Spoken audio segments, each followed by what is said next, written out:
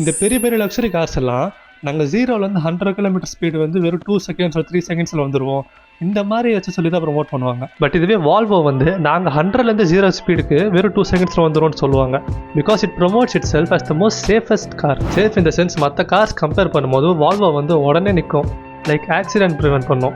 So இங்கே வால்வோட story டிஃப்ரெண்ட்டாக இருக்கிறதுனால அவங்களோட மார்க்கெட்டிங்கும் டிஃப்ரெண்ட்டாக தானே இருக்கும். லைக் மெர்சிடிஸ் அண்ட் BMW பார்த்தீங்கன்னா ரெண்டுத்துக்கும் நிறைய விஷயம் சிமிலராக தான் இருக்கும்.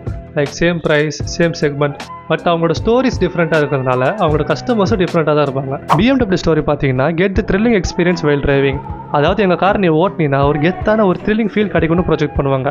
பட் இதுவே மெர்சிடிஸோட பொசிஷனிங் பார்த்தீங்கன்னா ஃபீல் லைக் எ பாஸ். அதாவது எங்கள் காரில் நீ பின்னாடி கொஞ்சம் ட்ராவல் பண்ணினா ஒரு பாஸ் மாதிரி ஃபீல் பண்ணுவேன்னு ப்ரொஜெக்ட் பண்ணுவாங்க.